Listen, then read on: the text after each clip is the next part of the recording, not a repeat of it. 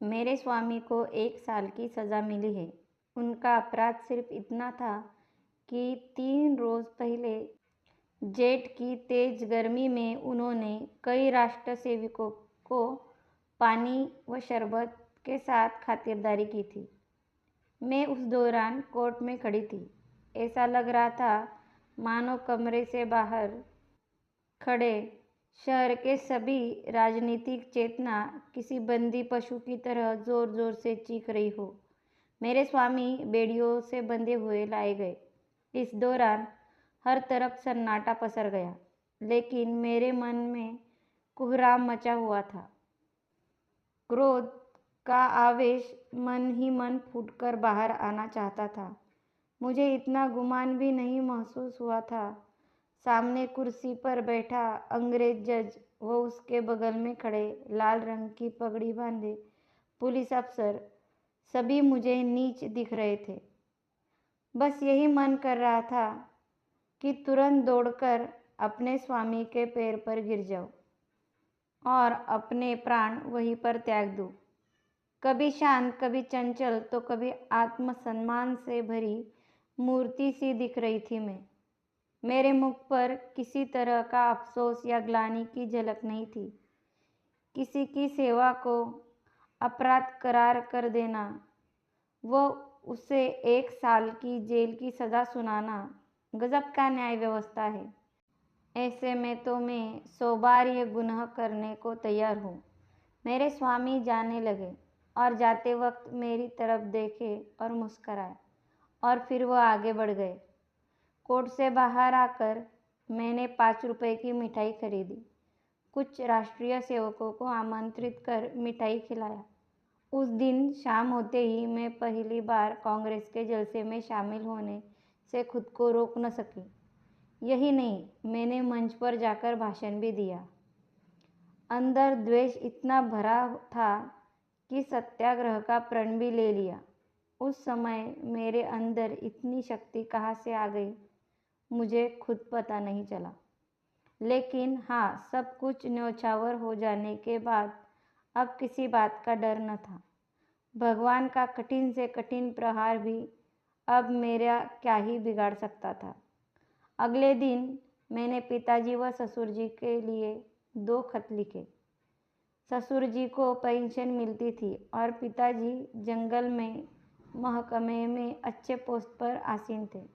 परंतु अफसोस कि सारा दिन बीत जाने के बावजूद कोई जवाब नहीं आया। उसके अगले दिन ही किसी का खत नहीं आया, लेकिन तीसरे रोज़ दोनों लोगों का जवाब आया। ससुर जी ने पत्र में लिखा था कि मुझे लगा कि वृद्धावस्था में तुम दोनों मेरा सहारा बनोगे, लेकिन अब उसका कोई फ़ायदा नहीं। तुम दोनों ने मेरी आस पर पानी फेर दिया है। मुझे सरकार की तरफ से पेंशन मिलती है, लेकिन तुम्हें अपने यहाँ रखकर मैं इस पेंशन को नहीं खोना चाहता। पिताजी के पत्र में भी कुछ ऐसा ही कठोर सुनने को मिला।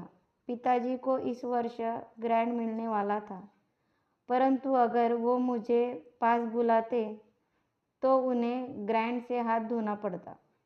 ऐसे में वो मेरी मौखिक रूप से मदद करने के लिए तैयार थे।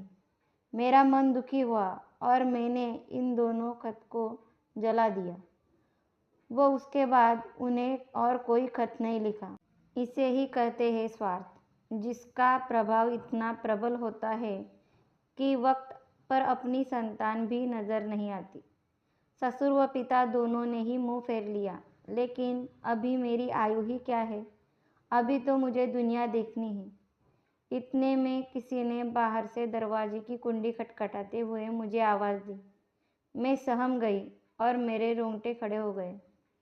मैं दरवाजे पर कान लगाकर सुनने की कोशिश कर रही थी कि कहीं वो बदमाश तो नहीं। फिर मैंने कठोर आवाज़ में कहा, कौन है, क्या काम है? बाबू ज्ञानचंद की आवाज़ सुनकर मैं थोड़ी शांत हुई।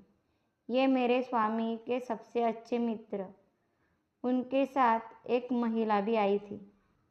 वह उनकी पत्नी थी। पहली बार वो मेरे घर आई। मैंने उन्हें आदर भाव से प्रणाम कर अंदर बुलाया। ये दोनों ऊपर आकर बैठे वह बेहद ही दरिया दिल से मुझे संतावना देने लगे। उनकी पत्नी के विचार देखकर मुझे ये समझ आ गया कि वो एक सशक्त महिला है। उनके चेहरे पर उसकी प्रतिमा झलक रही थी। दोहरी कदकाठी के साथ चेहरे पर रोब और जेवरों से लदी किसी महारानी से कम नहीं लग रही थी। खास बात तो ये है कि बाहर से वो जितनी ही कठोर दिख रही थी, अंदर से वो उतनी ही करुणा से भरी हुई थी। उससे बातचीत शुरू हुई। ज्ञान जी की पत्नी, क्या घर पर किसी को खत लिखा? मैंने कहा हाँ। ज्ञान जी की पत्नी, कोई घर से लेने के लिए आ रहा है? मैंने कहा नहीं। पिताजी व ससुर जी में से कोई मुझे अपने साथ रखने के लिए तैयार नहीं है। ज्ञान जी की पत्नी, तो फिर आगे क्या सोचा है? मैंने कहा फिलहाल के लिए तो यहीं पर हूँ। ज्ञान जी की पत्नी, हम लोगों के साथ हमारे घर क्यों नहीं चलती हो?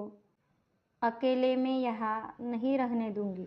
इस दौरान खुफिया के दूत घर के बाहर डटे हुए मुझे आशंका हो रही थी कि ये खुफिया के दूत ही होंगे। ज्ञान जी ने अपनी पत्नी की ओर देखा और पूछा, मैं टांगा ले आऊं? ज्ञान जी की पत्नी ने इशारे से आज्ञा दी। ज्ञान जी तुरंत द्वार की ओर बढ़े। तभी ज्ञान जी की पत्नी ने बोला, रुको, कितने तांगे लेकर आओगे? ज्ञान जी घबरा कर बोले, कितने? ज्ञान जी की पत्नी, हाँ कितने? एक तांगे में सिर्फ 3 ही लोग बैठ सकते हैं। बाकी के सामान बर्तन के आदि कैसे जाएंगे? ज्ञान जी, फिर कितने लाऊं? फिर 2 ले आऊं? ज्ञान जी बोले। ज्ञान जी की पत्नी, एक तांगे पर कितना सामान जाएगा? ज्ञान जी, फिर ठीक है, 3 ले आता हूँ। ज्ञान जी की पत्नी, हाँ तो जाओ, अब तक इतनी देर क्यों कर रहे हो? जब तक मैं कुछ कहती तब तक ज्ञान जी निकल गए। मैंने संकुचित हुए उनकी पत्नी से कहा, मेरे आने से आपको तकलीफ होगी? कठोर वाणी में ज्ञान जी की पत्नी ने बोला, हाँ तकलीफ तो होगी। तुम किलो भर आटा खाओगी, घर का एक जगह भी घेर लूंगी, ये सब क्या कम कष्ट है? इतना सुनकर मैंने कहा, क्या बहन आप भी? उनकी पत्नी ने मेरे कंधे पर हाथ रखकर बोला, जब तुम्हारे स्वामी वापस आ जाए तो तुम मुझे अपने घर रखवा लेना, हिसाब बराबर हो जाएगा। अब तो ठीक है ना? तो चलो सारा सामान बांध लो। ये सब देखकर बिल्कुल सपने जैसा लग रहा था। इतनी उदार स्त्री मैंने आज तक नहीं देखी। मुझे उनमें बड़ी बहन दिख रही थी। ऐसा ही लग रहा था जैसे क्रोध, चिंता जैसी चीज़ों पर उन्होंने काबू पा लिया हो। हर वक्त उनके मुंह से मधुर वाणी ही निकलती थी, जैसे मानो सरस्वती का वास हो। उनकी कोई संतान नहीं थी, लेकिन फिर भी वो दोनों दुखी नहीं थे। घर का काम वो स्वयं करती थी और बाहर के काम के लिए एक लड़का रखा था।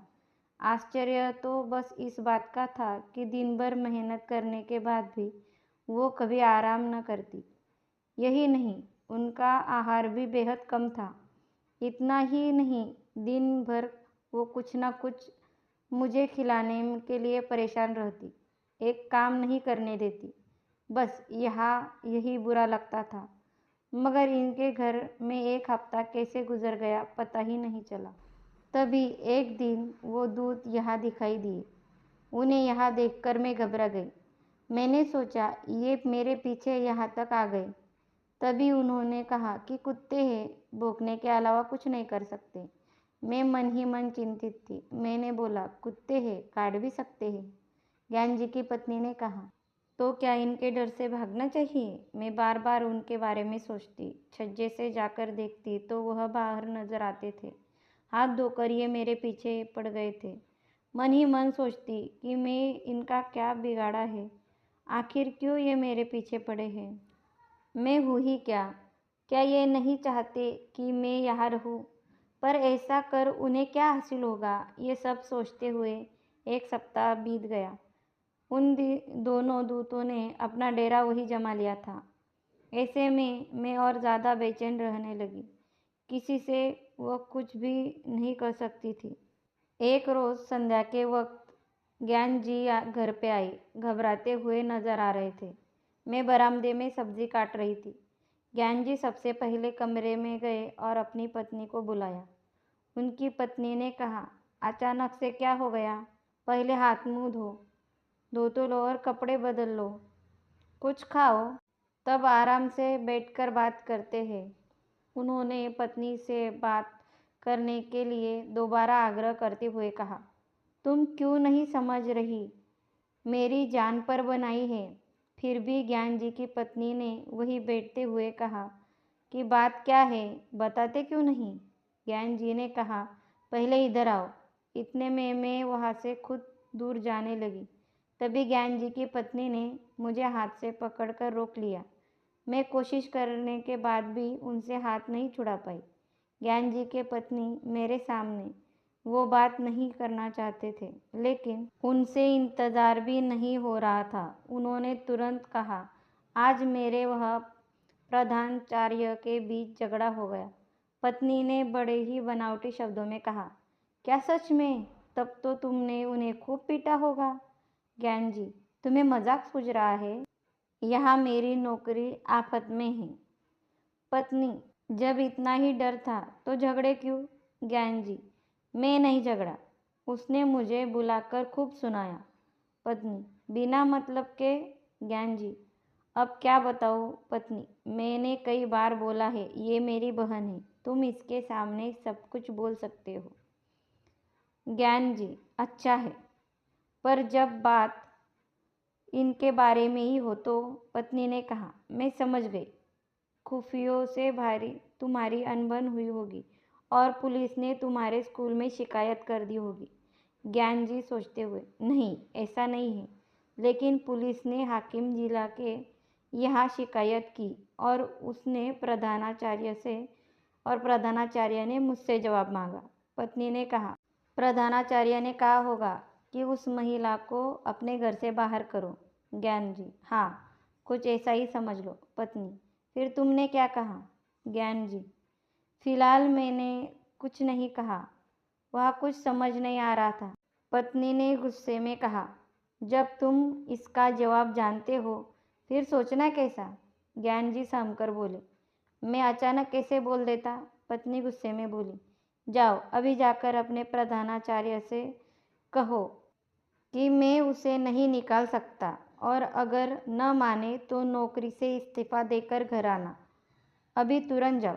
मैं अपने आंसू नहीं रोक पाई। रोते हुए मैंने कहा, बहन, ये सब क्यों? ज्ञान जी के पत्नी ने मुझे डांटा और कहा, तुम बिल्कुल चुप रहो, नहीं तो कान पकड़ लूँगी। तुम क्यों बीच में बोलती हो? हम जब भी रहेंगे तो एक साथ ही रहेंगे। अगर जिएंगे तो एक साथ ही, मरेंगे तो भी एक साथ ही।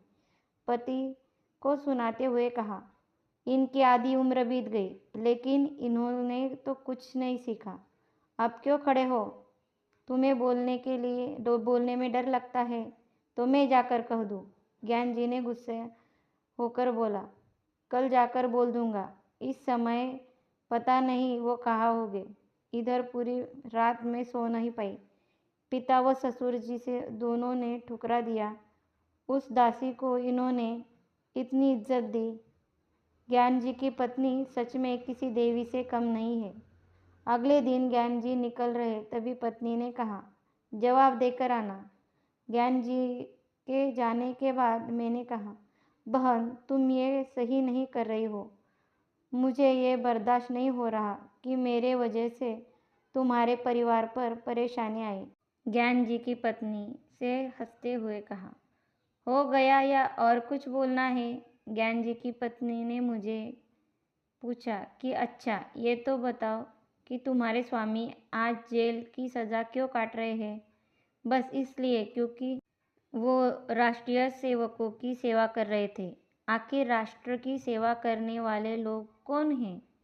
ये हमारे लिए क्यों संघर्ष करते हैं? इनका भी तो परिवार होगा, कारोबार होगा, पर ये सब त्याग कर वो हमारे लिए लड़ रहे हैं। ऐसे लोगों की सेवा कर जेल जाने वाले तुम्हारे पति भी किसी वीर से कम नहीं। ऐसे वीर की पत्नी के दर्शन मात्र से ही आत्मा तृप्त हो जाती है। फिर मैं नहीं, तुम मुझ पर एहसान कर रही हो। मैं चुपचाप उनकी बातें सुन रही थी और कुछ नहीं बोली। संध्या हो गई। ज्ञान जी घर पर आए तो उनके चेहरे पर एक अलग सी चमक आ रही थी।